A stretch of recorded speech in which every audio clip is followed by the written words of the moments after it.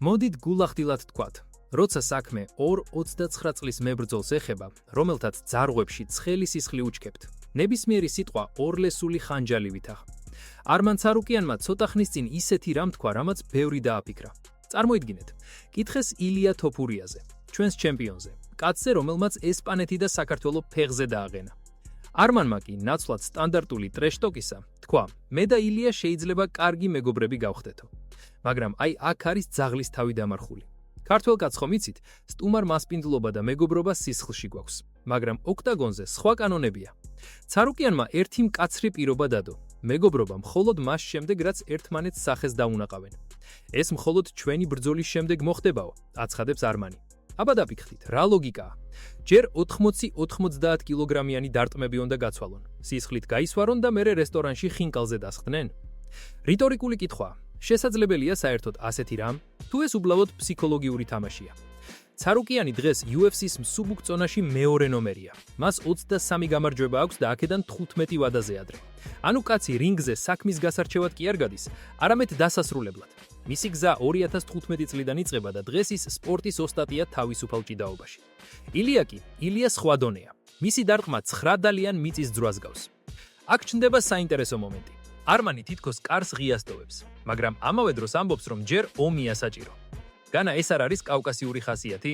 სანამ ძალას არ გაზომავ, მანამ ვერ გაიგებ, ვინ დგას შენ წინაში. თუმცა როცა საქმე პროგნოზებს მიდგა, ცარუკიანმა იქ ცოტა სხვა მხარეს გადაუხვია, რამაც ბევრი ქართველი გულშემატკივარი გააგვირვა. როცა ჰკითხეს ილია თოფურია თუ ისლამ მახაჩევიო, არმანმა წამითაც არ დაახამხამა თვალი. მახაჩევიო თქვა მოკლედ და კონკრეტულად. მაშინაც კი როცა წონაზე დაუწყეს ლაპარაკი, მისი პასუხი უცვლელი დარჩა. ეს ლოიალობაა თუ რეალური გათვლა? მახაჩევი დაღესტნური სკოლის წარმომადგენელია. არმანიც იქაურ გარემოშია გაზრდილი და გასაგებია, რომ თავისიანებს გულშემატკივრობს. მაგრამ ილიას ძალის სათანადოდ არ შეფასება, ეს ხომ არ იქნება მისი მთავარი შეცდომა.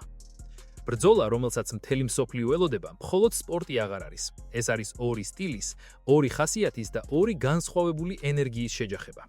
არმანი ჭიდაობის იმედად არის, ილია კი თავისი ფოლადის მუშტების. და აი აქ ისმის მთავარი კითხვა. სანამ მეგობრობაზე დაიწყებენ ფიქრს, გადარჩება კი რომელიმე ისე, რომ მერე მეგობრობის თავი ჰქონდეს? აქ უკვე ხუმრობა მთავრდება. არმან ცარუკიანის სიტყვები, როცა ის ისლამ მახაჩევსა და ილია თოფურიას შორის გამარჯვებულ სასახელებს ბევრს ცივ შხაპად მოხვდა. მახაჩევი. ასე მოკლედ, ყოველგვარი ყოყმანის გარეშე ჩამოჭრა არმანმა. აი დაფიქრდით, კაც ეკითხებიან შენს პოტენციურ მეგობარზე და შენსავე წონაში მყოფ ჩემპიონზე. შენ კი ასე მშრალად სხვის გამარჯვებას წინასწარმეტყველებ. განა ეს არ ნიშნავს, რომ არმანი ილიას კარიერის დასასრულს დაღესტნელი მებრძოლის ხელში ხედავს? ეს არ არის უბრალო პროგნოზი, ეს არის ცივი ომის ნაწილი. ცარუკიანი თითქოს ეუბნება ილიას, შენ ჩემპიონი ხარ, მაგრამ ჩემს სამყაროში სხვა მეფობს. და აი აქ შემოდის ის 15% წყალი, რომელიც სინამდვილეში ყველაზე მნიშვნელოვანია. ხომ არ არის ეს შური? ან იქნება უბრალოდ რეალისტური ხედვა იმ ადამიანისა, ვინც თავად იცის ჭიდაობის ფასი. მოდით რეალობას თვალებში შევხედოთ. ილია თოფურია, კაცი, რომელმაც ვოლკანოვსკი დააძინა. კაცი, რომლის სისწრაფე და სიზუსტე ლაზერს გავს. და მეორე მხარეს არმანი, თავისუფალი ჭიდაობის ოსტატი, რომელიც ოქტაგონზე 80 კილოგრამიან გრანიტის ლოდივით გაწვება და ამოსუნთქვის საშუალებას არ გაძლევთ. როცა ცარუკიანი მახაჩევს ირჩევს, ის ამით ხაზს უსვამს კავკასიული ჭიდაობის სკოლის უპირატესობას ილიას სტრაიკინგზე. მაგრამ იცით რა არის აქ ყველაზე საინტერესო? არმანი თავად არის რეიტინგის მეორე ნომერი. ის ისე ლაპარაკობს, თითქოს თავად იყოს ამ ყველაფრის ზემოთ. მისი თავდაჯერებულობა ზოგჯერ გაღიზიანებასაც იწვევს. აბა კითხეთ ნებისმიერ ქართველს. ვინმეს ეპარება ეჭვი ილიას გამარჯვებაში? რა თქმა უნდა არა. ჩვენ ვიცით რა ძალადევს ილიას მუშტში. თუმცა არმანის ანალიზი მაინც დამაფიქრებელია. ის ხაზს უსვამს, რომ ილია ახლა მსუბუქ წონაში, lightweight-ში ამოდის, სადაც სულ სხვა მხეცები დახვდებიან. ცარუკიანი თითქოს მიანიშნებს, რომ ეს წონა ილიასთვის ჯერ კიდევ აუთვისებელი ტერიტორიაა. განა არ არის ეს ერთგვარი ფსიქოლოგიური ზეწოლა? მოდი ჯერ ჩემთან იჩხუბე და მერე ვნახოთ, ვინ იქნება შენი მეგობარი. აი ეს არის მისი რეალური გზავნილი. არმანის 23 გამარჯვება და ის ფაქტი, რომ მან კარიერაში 3 მარცხის შემდეგ ფენიქსივით აღდგენა შეძლო, მის მენტალურ სიმტკიცეზე მეტყველებს. 29 წელი, ეს ის ასაკია, როცა მებრძოლი პიკშია. ილიაც 29 წლისაა. ორივე ერთსა და იმავე ენერგეტიკულ ტალღაზეა. ორივეს ერთი და იგივე სურველი აქვს, იყოს საუკეთესო. და აი წარმოიდგინეთ ეს სცენა. ოქტაგონზე ორი კავკასიელი, ორივე თავის სიმართლეში დარწმუნებული. ერთი ჭიდაობს, მეორე ურტყამს.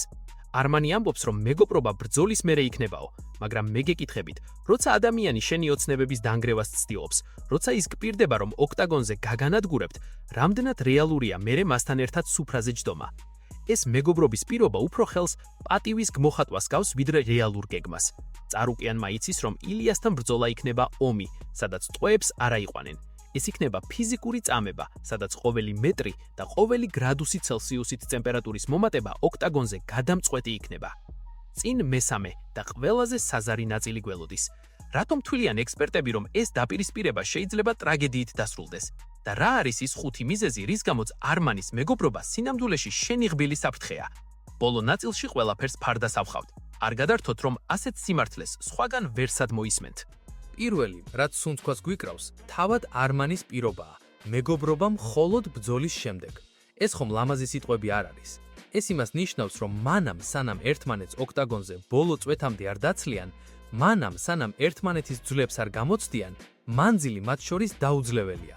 არმანი თითქოს ამბობს, რომ მათ ჯერ ერთმანეთის განადგურება მართებთ, რათა მერე მეგობრობის უფლება მოიპოვონ. ეს არ არის სპორტი, ეს პირადი, სასტიკი ომია, სადაც დამარცხებულს შეიძლება ჯანმრთელობის სამუდამო კვალი დარჩეს. მეორე შემზარავი მომენტი მისი ცივი წინასწარმეტყველებაა მახაჩევი თოფურიის შესაძლო დუელზე.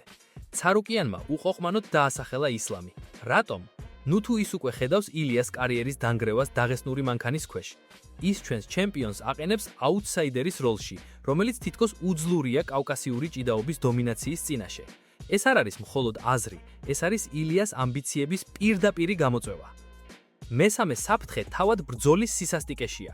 ორივე 29 წლისაა.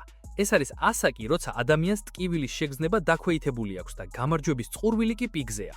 არმანის 15 ვადაზე ადრე დასრულებული ბრძოლა გვეუბნება, რომ ის არ არის ქულების მონადირე, ის არის ჯალათი, რომელიც ეძებს მომენტს, რომ მეტოქე ფიზიკურად გატეხოს. ამ ფონზე მეგობრობის დაპირება შავი ირონიასავით ჟღერს. თითქოს ჯერ ჯოხოხეთი უნდა გაგატაროს და მერე ხელი ჩამოგართვას. მეოთხე, არმანის ჭიდაობის სტილი. როგორც სპორტის ოსტატი თავისუფალ ჭიდაობაში, ის აპირებს გამოიყენოს დაუნდობელი, მეთოდური წნეხი. ის არ ეძებს ლამაზ სანახაობას, ის ეძებს გზას, როგორ გამოფიტოს ილია, როგორ წაართვას მას ჰაერი და მოძრაობის საშუალება. ეს არის ელიტური მებრძოლის ფსიქოლოგია, ჯერ ძალადობა როგორც პრიორიტეტი და მხოლოდ მერე ადამიანური ურთიერთობები.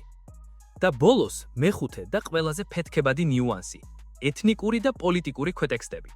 არმანი, რომელიც სომხეთსა და რუსეთს წარმოადგენს, ასეთი ხაზგასმით უჭერს მხარს მახაჩევს ჩვენი ილიას წინააღმდეგ. ეს უკვე სცედა ოქტაგონს. ეს ეხება იდენტობას, სიამაყეს და იმ დაძაბულობას, რომელიც სპორტულ დარბაზ მიღმაც არსებობს. ეს ბრძოლა შეიძლება იქცეს გაცილებით უფრო ღრმა კონფლიქტის ველად, ვიდრე უბრალოდ UFC-ს რეიტინგებია. ასე რომ მეგობრებო, როცა შემდეგში გაიგებთ ცარუკიანის სიტყვებს მეგობრობაზე, გახსოვდეთ, ამ სიტყვების მიღმა იმალება მებრძოლი, რომელიც მზად არის ყველაფერზე წავიდეს თავისი მიზნისთვის. გადარჩება კი ამ ომის შემდეგ ვინდე მეგობრობისთვის, თუ ეს მხოლოდ ლეგენდაა, რომელსაც ოქტაგონის სისხლიანი რეალობა წაშლის? დრო გვიჩვენებს, მაგრამ ერთი რამ ცხადია, 2026 წელი ამ დაპირისპირებით ისტორიაში შევა.